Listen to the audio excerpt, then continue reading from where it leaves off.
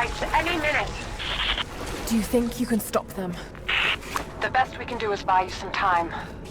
I'll see you on the other side.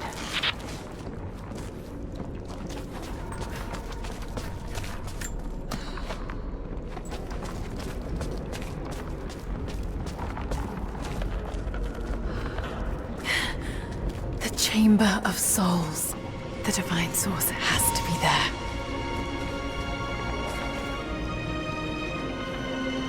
Looks like the way into the city center is through that gate.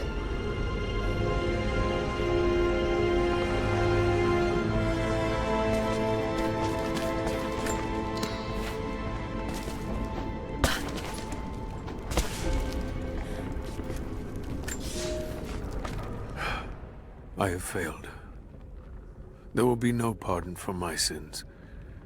I have drenched my hands in blood in pursuit of the Prophet, and now there is nothing left. As the attack became a siege, the Prophet's people did the unthinkable. They turned their weapons against the glaciers and buried their own city. Mongol and the Prophet's people alike were crushed in the ice. The Khan and his warrior horde are dead. The people of Katesh are broken and scattered. I alone survive in the frozen heart of the city, and my only companions are the deathless army of the Prophet. Their eyes aflame with unholy light. Even now, they hunt the ruins for survivors.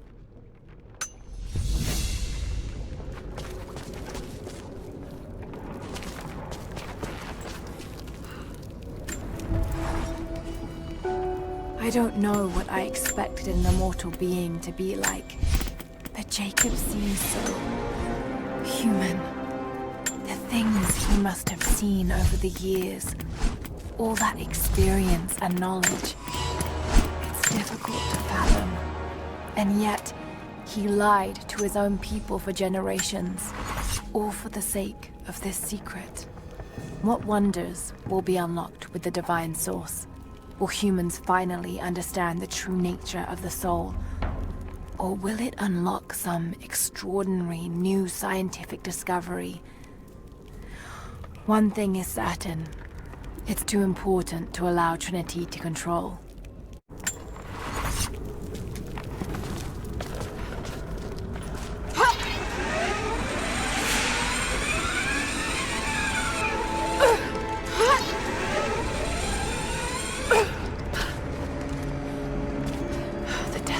Patrolling the streets. Got to stay out of sight.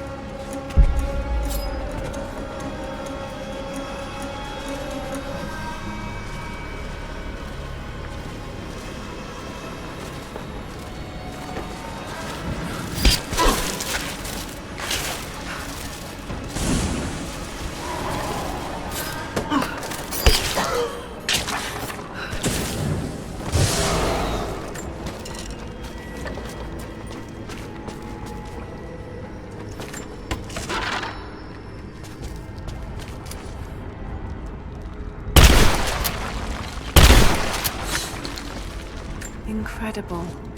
The style looks ancient, but it depicts a train. The coming of the Soviets.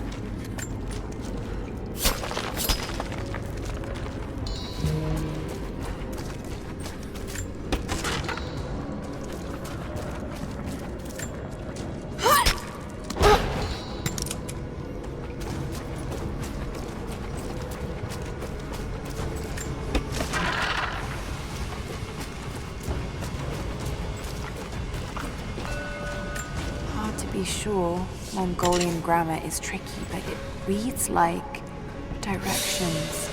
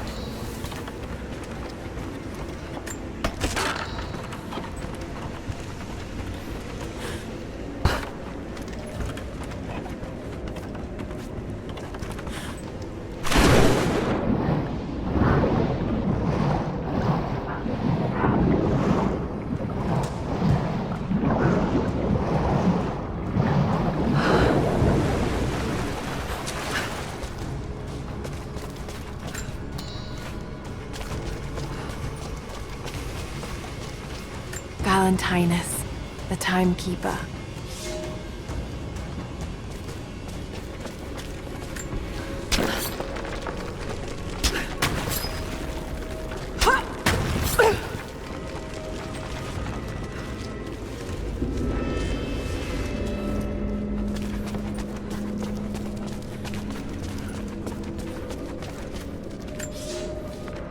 After the city was built, the first generation of followers stared out upon it. One among them, a man named Valentinus, has spent his whole life devoted to the study of time and its passage. The prophet sought him out in the crowd and asked him what he thought of the city. Valentinus said he felt it was a blessed place, that time would move slowly there, and that Katesh would last for generations untold. The prophet smiled, for he knew that he had made a home where his people might be safe.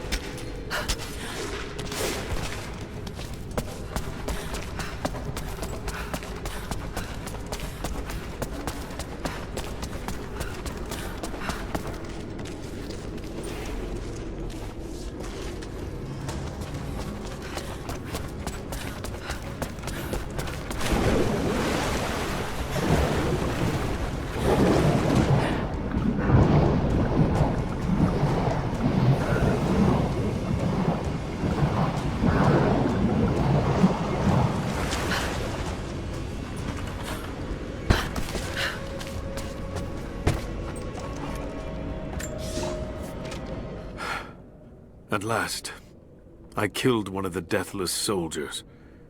I tracked him through the day until he was alone. He seemed to sense me before I struck, as if he knew the sound of my bowstring. He was strong, but I am clever and I have faith. My arrows pierced his flesh, but he fought on until I placed a shot between his eyes. Even then, he managed to wound me before I caved in his skull. His body caught fire and fell into ash before my eyes. It has been hours since he died, but his ashes still smolder, hissing and popping in the darkness. I do not believe this is his end. The source has a great and terrible sway over those it touches. I must know what happens next.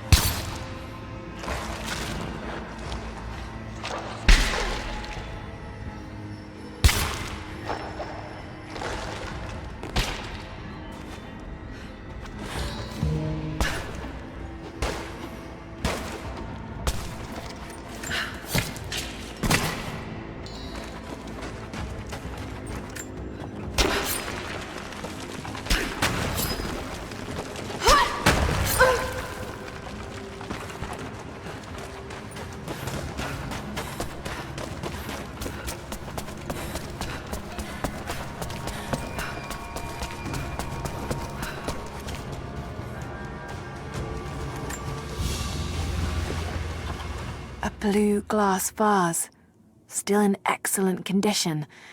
Not many of these survived, for obvious reasons.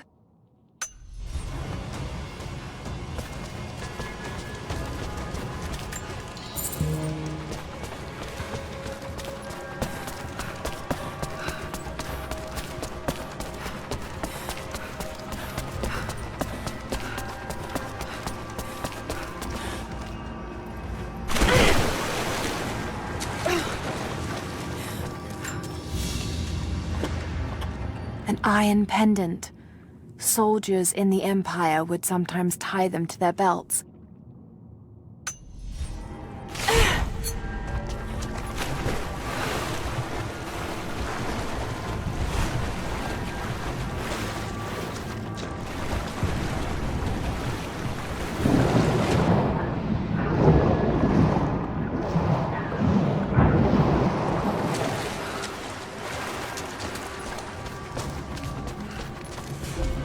Ruins under the water.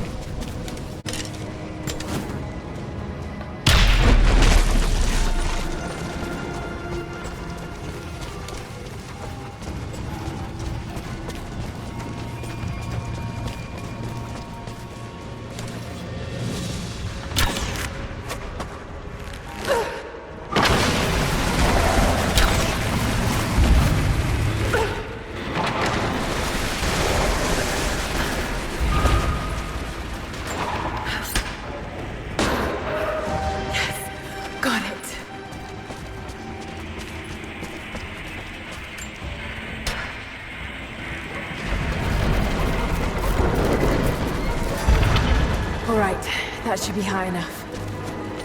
No telling how many people died here.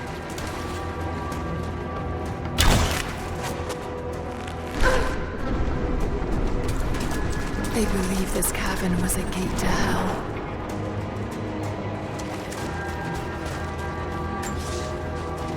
My mind is clear today. It was not so yesterday, and it will not be again. They say the devil is inside me. They say I am possessed. I have seen the beast in my heart, and it is only me, only my broken mind. But the priests will not listen. I cannot blame them. Some days they appear to me as apparitions of manifest pain and hatred. So clouded are my eyes. I spit and yowl, for I am mad. But I know there is no evil in my heart, only sickness that no man can cure.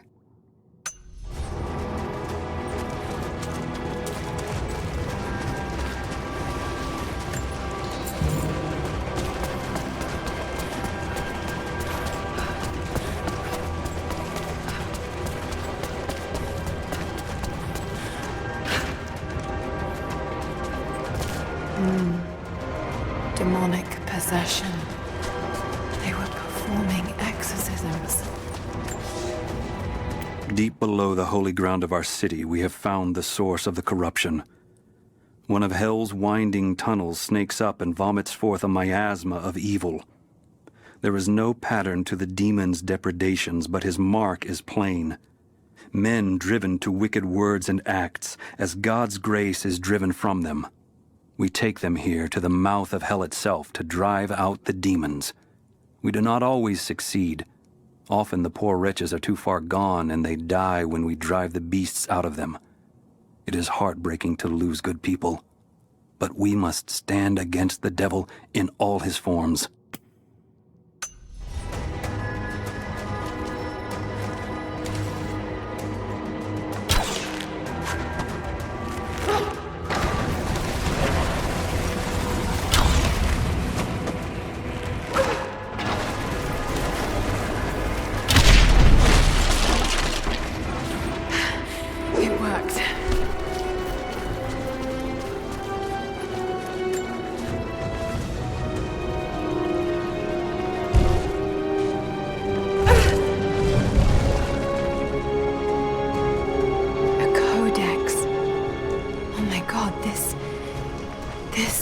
formula for Greek fire.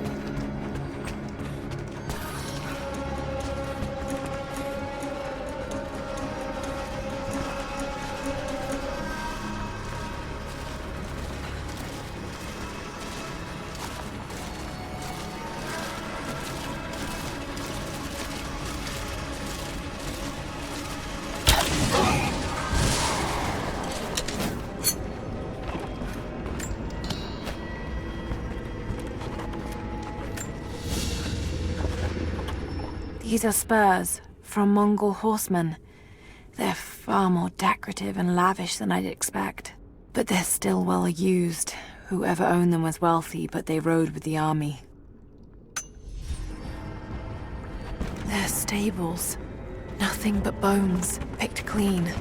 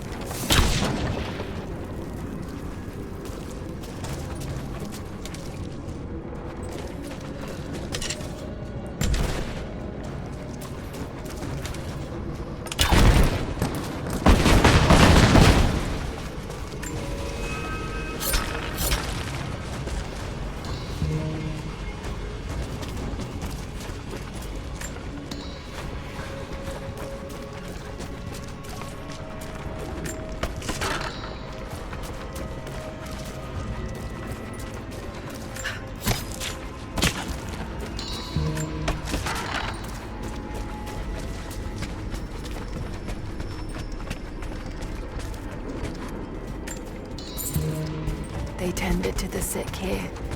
The survivors must have suffered. A woman's necklace, made of Baltic amber. Incredible craftsmanship. It must have belonged to a noblewoman.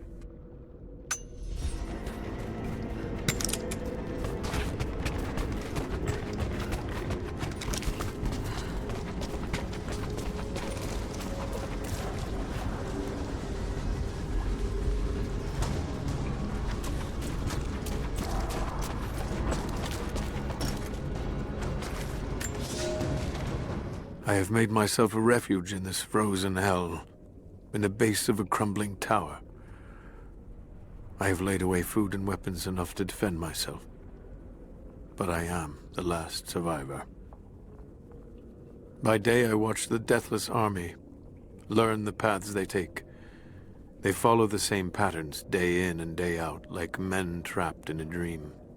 They are fierce, but they are hollow. Whatever made them men is long gone, replaced instead by a soul of cold iron. I must be careful, but I must know more about them. If this is what the Source can do in the hands of a heretic, think of what it could do in the hands of the righteous.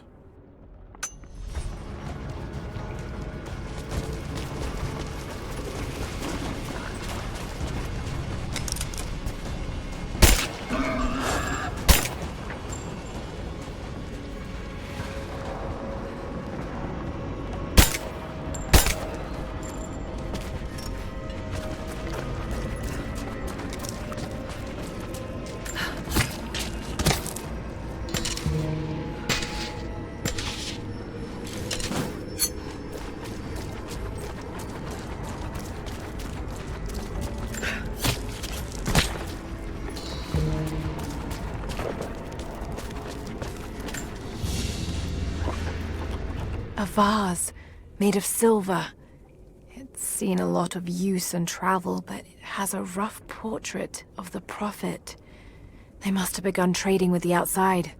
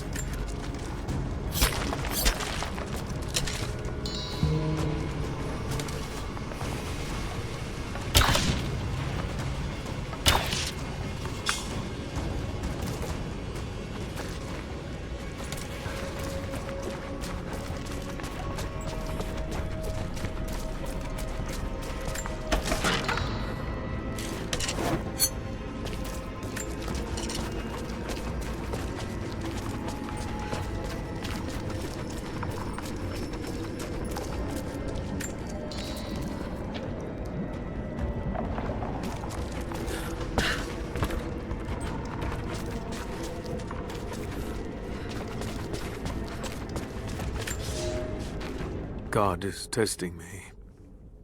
I've scavenged weapons and tools enough to survive. The Khan once demanded I learn to draw a bow and fight like one of his soldiers, and I am grateful for that. He gave me his own arrows, made for punching holes in armor. The ice around me provides all I need to drink, but it runs red with blood. The Prophet's army now patrols a dead city, These are not the soldiers who first met us at the city gates. They've been changed somehow. Among them, I can see a man that I myself killed in the battle. The old legends say that those who looked upon the divine source relinquished their very souls to it, attaining immortality. If this is true, I will surely perish here, buried with the secret I was sent to find.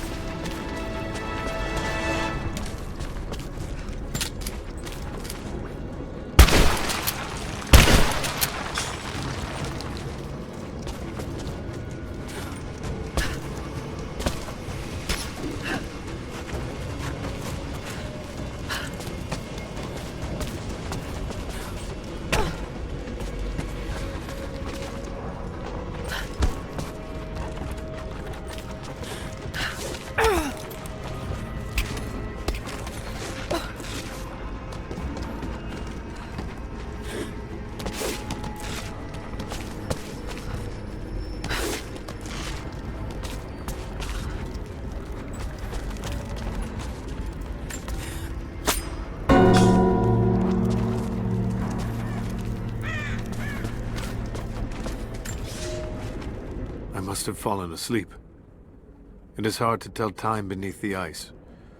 The deathless ones had been busy.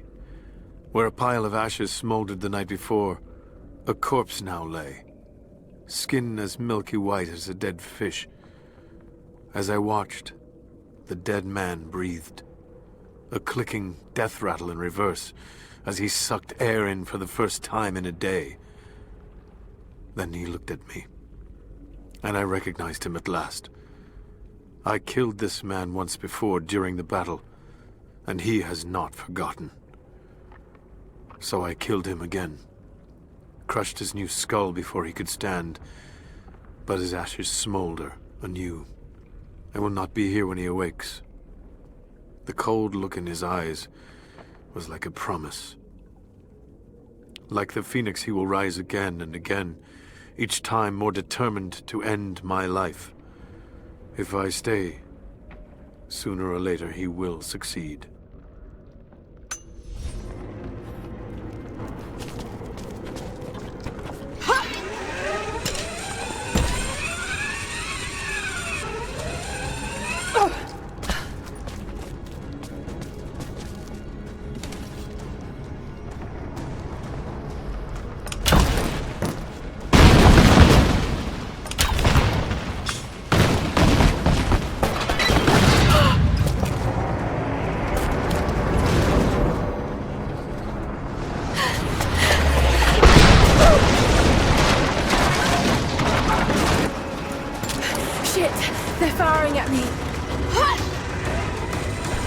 Maybe I could use them to break through that gate.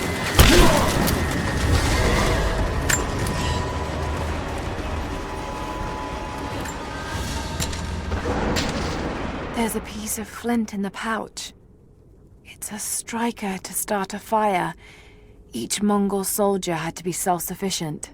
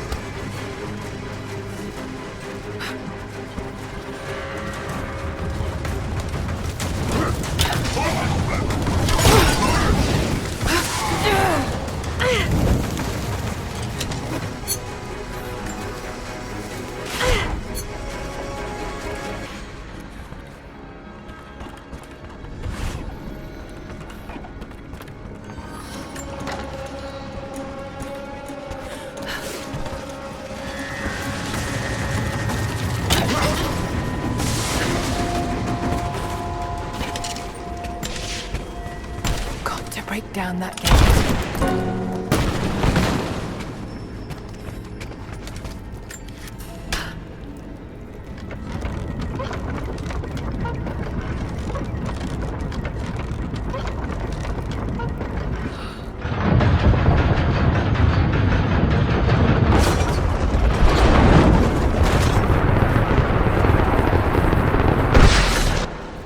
Like I can line up a shot on that gate.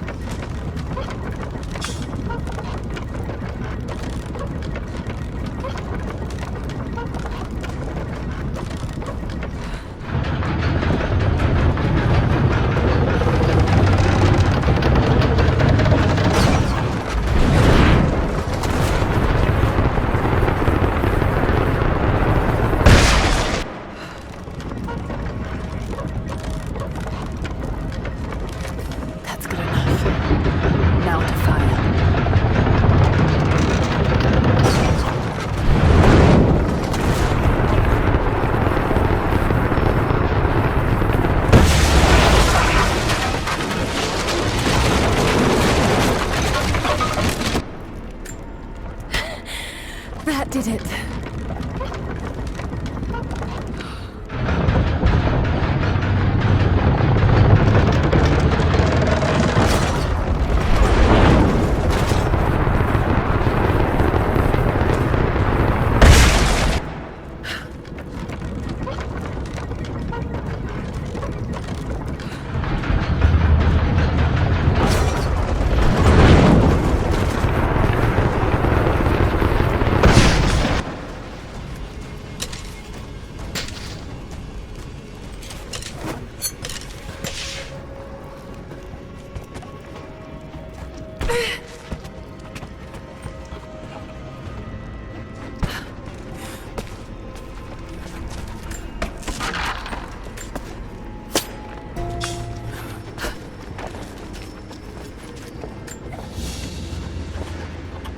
A drinking horn.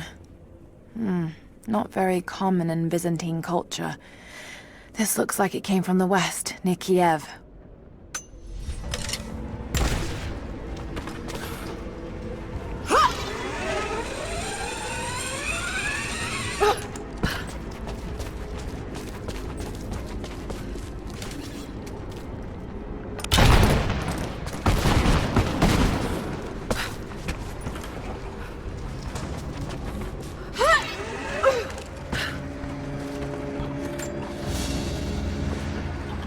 An ancient carving of a pagan god. Perhaps a fertility idol.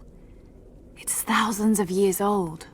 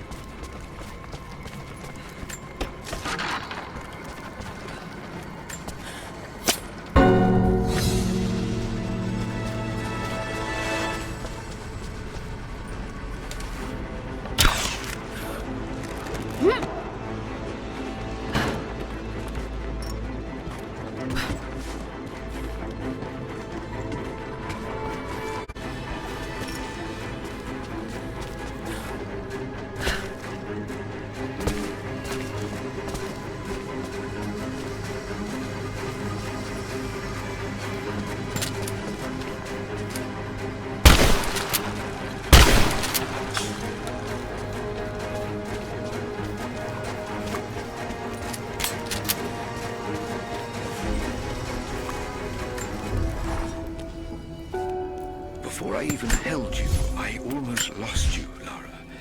Yet you fought back, determined to live, breathe, ball your tiny fists and scream the hospital down.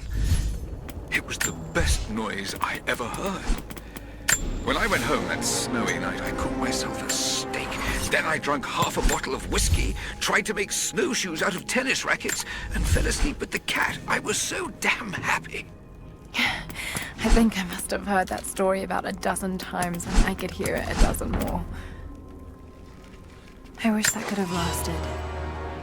I wish we'd had more time.